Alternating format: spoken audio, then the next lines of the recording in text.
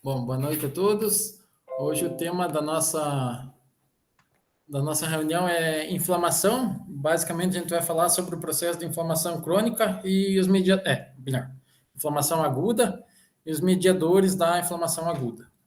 De repente, uma sessão posterior, a gente pode falar sobre inflamação crônica e reparo tecidual.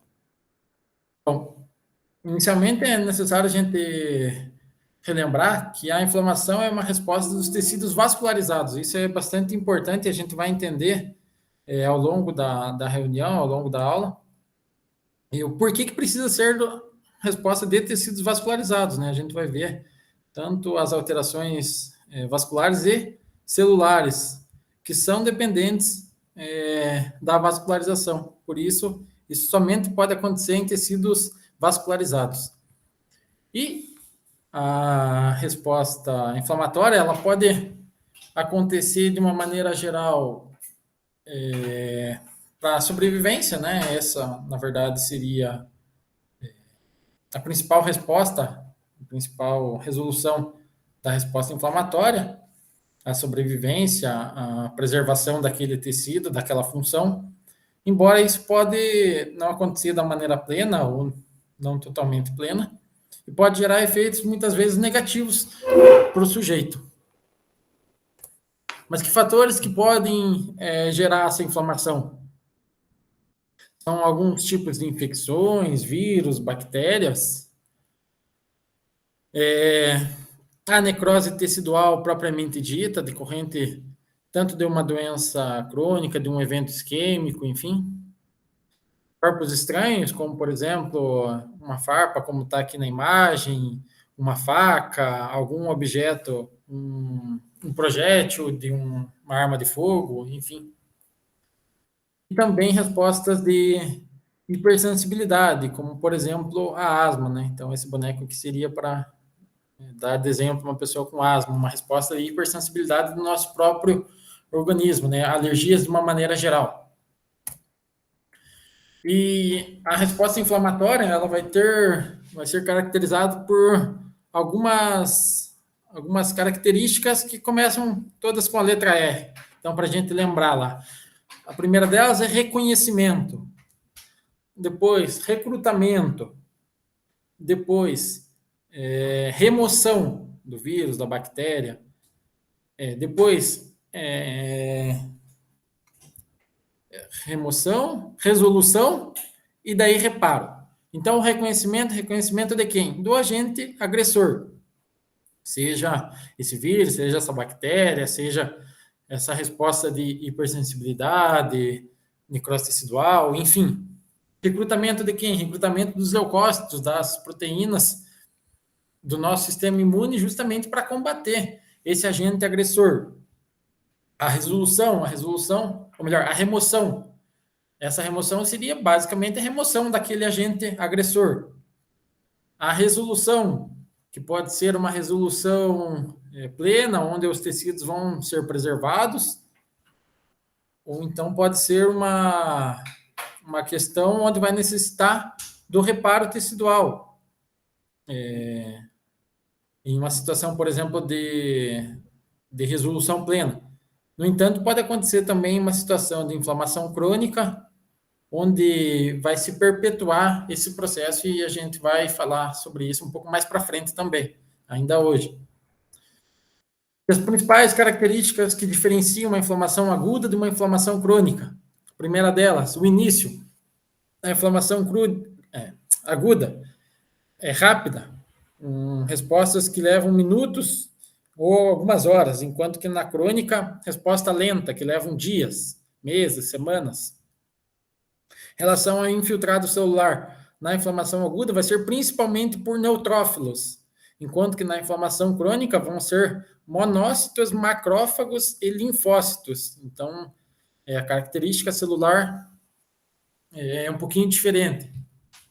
Em relação à fibrose, à lesão tecidual, geralmente na inflamação aguda vai ser uma fibrose leve, uma lesão tecidual leve e autolimitada, enquanto que na inflamação crônica vai ser frequentemente severa e progressiva. Em relação a sinais locais e sistêmicos. Na inflamação aguda, bastante sinais locais e sistêmicos, enquanto que na inflamação crônica, poucos sinais clínicos, né? Então, às vezes, está se desencadeando esse processo de inflamação crônica, né? Conhecido como inflamação crônica de baixo grau em muitas doenças crônicas, por exemplo, e o indivíduo não percebe esse processo, enquanto que na inflamação aguda, esses sinais são bastante perceptíveis. Quais seriam esses sinais? Então, a inflamação tem basicamente esses 5 principais sinais, né? Os sinais cardeais, que seriam o calor, a vermelhidão, um inchaço, edema, dor e perda de função, como está caracterizado aqui na imagem. Então, alguns pontos chaves que é necessário a gente compreender para a gente entender esse processo de inflamação aguda.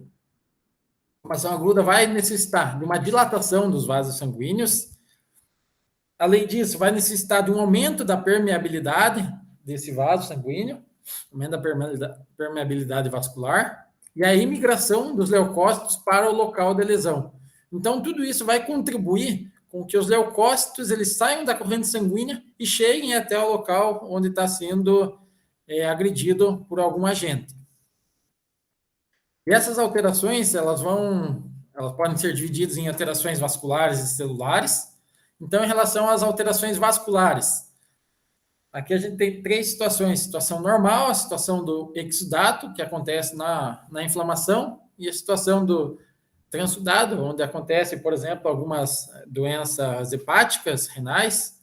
Então, vamos se concentrar principalmente aqui no exudato, que é basicamente um extravasamento de conteúdo de um alto conteúdo proteico e células brancas e vermelhas do nosso sangue para os tecidos.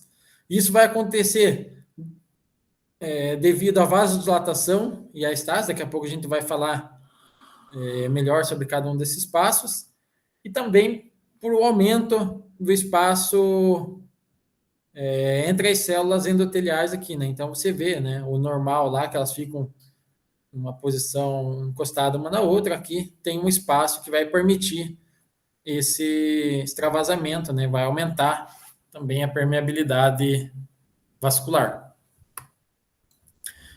Então, nessa imagem aqui, a gente vai observar que esse aumento de permeabilidade ele pode acontecer tanto por uma retração das células endoteliais, quanto por uma lesão propriamente dita dessas células endoteliais. Enquanto que na retração das células endoteliais é um processo mais rápido, mais imediato, aqui o dano endotelial das células endotelial pode ser um pouquinho mais demorado, pode levar, inclusive, horas, né? Uma situação, por exemplo, de queimadura. Então, o indivíduo fica na praia o dia inteiro, ele vai sentir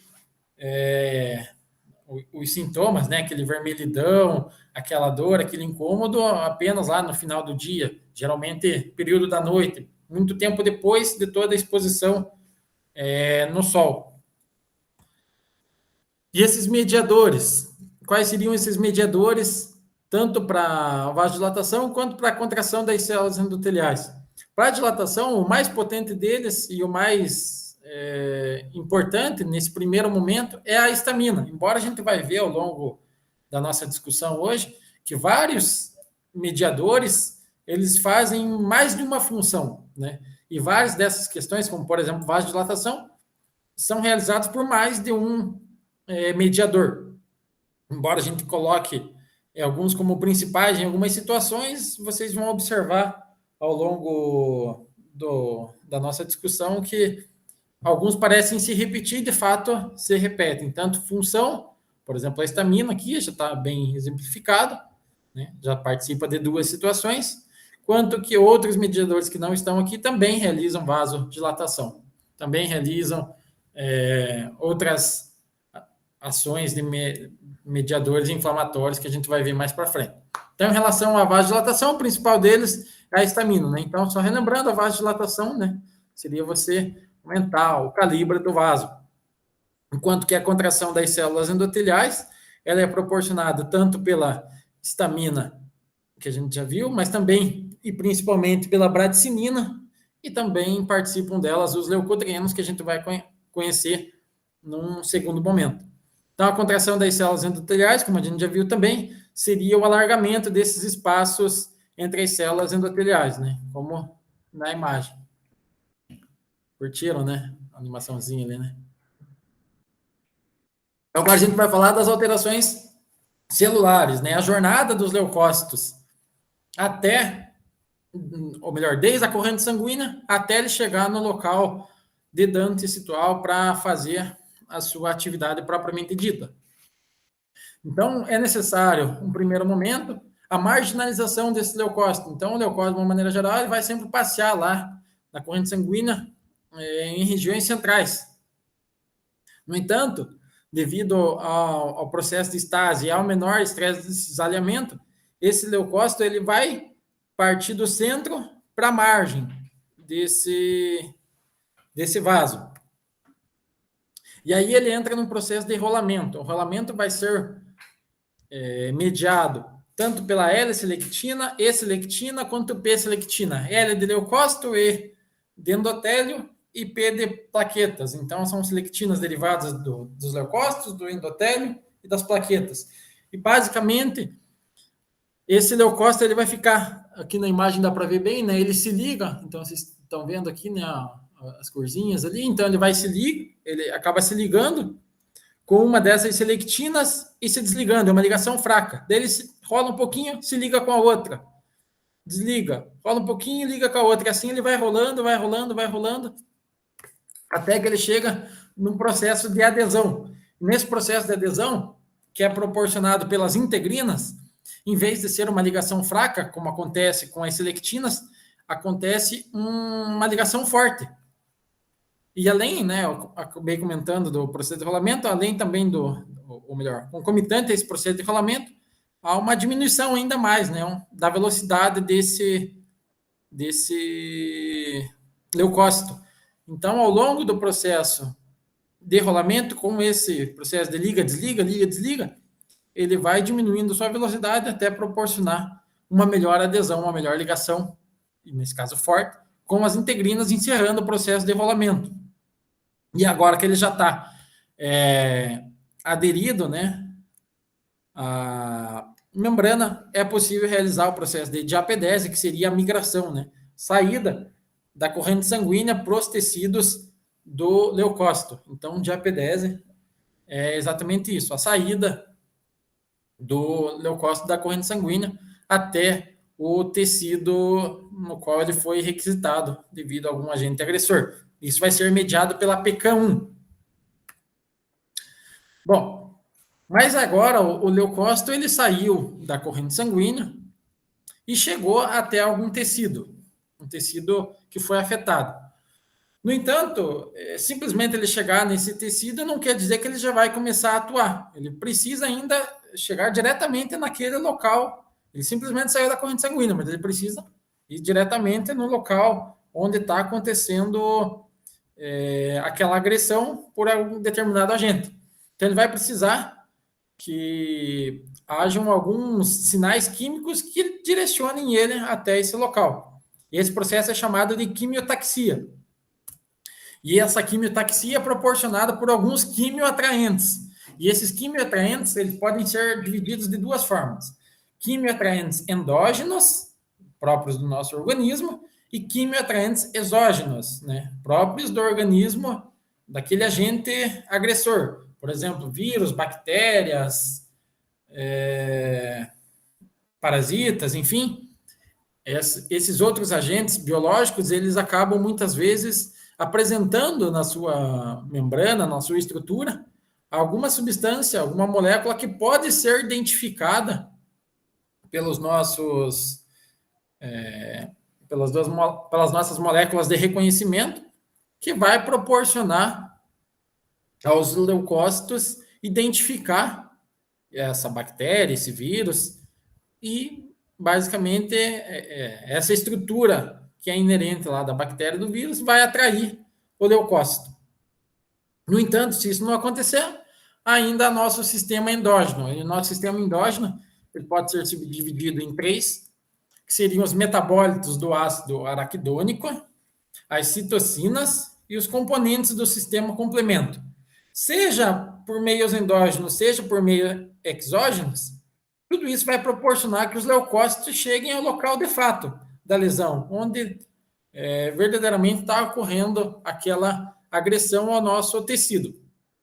E, consequentemente, é lá onde os leucócitos serão ativados e proporcionarão o dano àquele agente agressor. Então, para a gente falar um pouquinho dos metabólitos do ácido araquidônico, talvez uma das partes mais importantes aí de hoje para a gente estar entendendo. Então, os metabólitos dos ácidos araquidônicos, eles são constituídos a partir lá das nossas membranas fosfolipídias. Existe a enzima fosfolipase, que vai proporcionar, através da cadeia do ácido araquidônico, a formação via COX de prostaglicina, de tromboxano ou de prostaglandinas. Ou então, via lipoxigenases, pode proporcionar a formação de leucotrienos e de lipoxinas. Em relação à via da COX, os nossos agentes que vão proporcionar a quimiotaxia, que é aquilo que a gente está discutindo agora, seriam a prostaglandina D2, a prostaglandina E2, enquanto que, pela via da lipoxigenase, seria um quimioatraente, o leucotrieno B4. No entanto, além dessa ação de quimiotaxia, os metabólitos do ácido araquidônico, eles proporcionam ainda muitas outras respostas. Por exemplo, ao equilíbrio, né, o balanço entre prostaglicina e tromboxano. Então, o desequilíbrio entre essa razão pode proporcionar ou maior vasodilatação, caso haja um excesso de prostaglicina quando comparado a tromboxano, ou vasoconstrição, se acontecer o inverso. Caso haja um aumento de tromboxano em relação à prostaglicina, pode acontecer uma maior agregação plaquetária, enquanto que, se houver mais prostaglicina quando comparado a tromboxano, nesse equilíbrio, maior a inibição da agregação plaquetária. Além disso, lá nas vias dos leucotrienos, da lipoxigenase, leucotrieno C4, D4 e E4, podem proporcionar um broncoespasmo. Ele também é um potente indutor do aumento da permeabilidade vascular, né? Então, como a gente falou, alguns mediadores têm mais funções. Esse talvez seja até mais potente do que aqueles que a gente comentou anteriormente. E alguns medicamentos que a gente considera anti-inflamatórios, eles vão estar agindo principalmente na inibição da via da COX, né? Então, aspirina, alguns outros... Nossa, agora que eu vi que está bem ruim ali no TV. Alguns outros medicamentos anti-inflamatórios, eles são inibidores da via da COX, enquanto que os inibidores dos leucotrienos vão ser mais relacionados a doenças que proporcionam broncoespasmo, como, por exemplo, uma asma. Então, o indivíduo que toma asma, que tem asma, pode fazer o uso de um inibidor dos leucotrienos. Além disso, anti-inflamatórios análogos a esteroides, né, como, por exemplo, prednisolona, dexametasona, esses anti-inflamatórios análogos a esteroides, eles vão já bloquear a ação das fosfolipases, né, impedindo a formação dos metabólitos dos ácidos araquidônicos. Além disso, o ômega 3, aí tão aclamado pelo João, ele seria, nesse caso aqui, ele promoveria uma maior proteção às membranas fosfolipídicas. Então, estaria combatendo a ação das fosfolipases, nesse caso aqui, e também promovendo uma ação anti-inflamatória também. Então, essa imagem aqui ela é bastante importante também do ponto de vista clínico e também para a gente entender, né, todo esse processo inflamatório. Além disso, as citocinas. Outros agentes quimiotáticos bastante importantes, né, são o TNF e a interleucina. As interleucinas, de uma maneira geral, né, toda a família.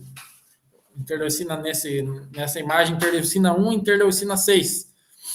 Mas além das terem ação de quimiotaxia, elas também proporcionam um aumento da expressão de moléculas de adesão, aumentam a permeabilidade, e proporcionam também a ativação dos leucócitos. Além disso, as citocinas também proporcionam alguns efeitos que aqui são chamados efeitos protetivos, justamente porque são ou efeitos de alerta ou efeitos protetivos propriamente dito, né? Então, um efeito de alerta é a febre, né?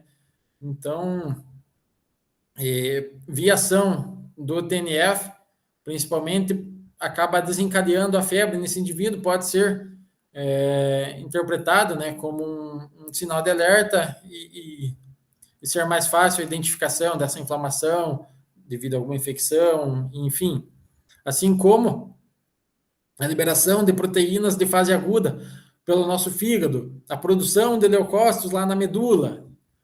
Além disso, também o TNF ele vai proporcionar, vai estar relacionado a algumas situações patológicas, né? Diminuindo o débito cardíaco, associado a maior formação de trombo, também relacionado à diminuição de massa muscular.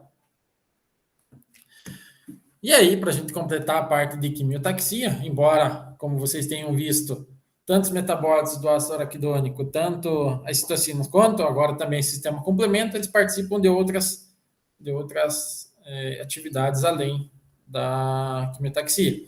Mas os componentes do sistema complemento, eles podem ser ativados de diferentes formas, mas independente da sua ativação, eles vão gerar uma cascata de reações que vão culminar até a parte 3, né, a terceira molécula do sistema complemento, C3.